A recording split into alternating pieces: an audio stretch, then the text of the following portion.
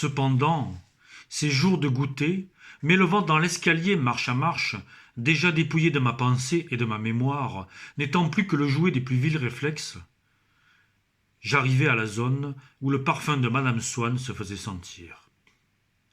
Je croyais déjà voir la majesté du gâteau au chocolat, entouré d'un cercle d'assiettes à petits fours et de petites serviettes damassées, grises, à dessin, exigées par l'étiquette et particulière aux Swann.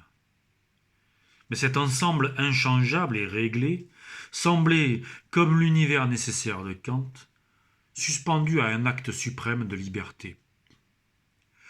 Car quand nous étions tous dans le petit salon de Gilberte, tout d'un coup, regardant l'heure, elle disait « Dites donc, mon déjeuner commence à être loin. Je ne dîne qu'à 8 heures. J'ai bien envie de manger quelque chose. Qu'en diriez-vous »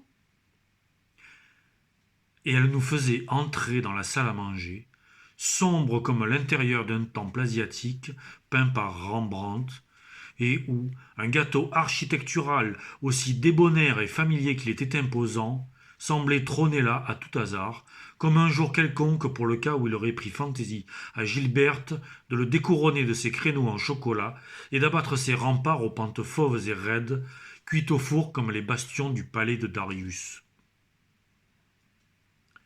Bien mieux. Pour procéder à la destruction de la pâtisserie ninivite, Gilberte ne consultait pas seulement sa faim. Elle s'informait encore de la mienne, tandis qu'elle extrayait pour moi, du monument écroulé, tout un pan verni et cloisonné de fruits écarlates dans le goût oriental. Elle me demandait même l'heure à laquelle mes parents dînaient, comme si je l'avais encore su. Comme si le trouble qui me dominait avait laissé persister la sensation de l'inappétence ou de la faim, la notion du dîner ou l'image de la famille, dans ma mémoire vide et mon estomac paralysé. Malheureusement, cette paralysie n'était que momentanée. Les gâteaux que je prenais sans m'en apercevoir, il viendrait un moment où il faudrait les digérer. Mais il était encore lointain. En attendant, Gilberte me faisait monter. J'en buvais indéfiniment, alors qu'une seule tasse m'empêchait de dormir pour 24 heures.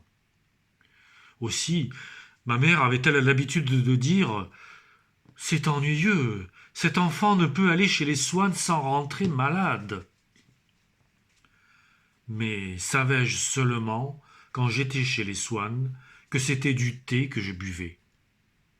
L'eussé-je su que j'en eusse pris tout de même, car en admettant que j'eusse recouvré un instant le discernement du présent, cela ne m'eût pas rendu le souvenir du passé et la prévision de l'avenir.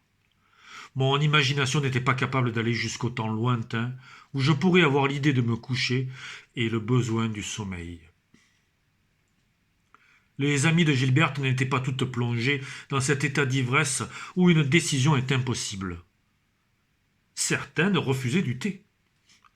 Alors, Gilberte disait, phrase très répandue à cette époque, « Décidément, je n'ai pas de succès avec mon thé. » Et pour effacer l'avantage, l'idée de cérémonie, dérangeant l'ordre des chaises autour de la table, « Nous avons l'air d'une noce, mon Dieu, que les domestiques sont bêtes. »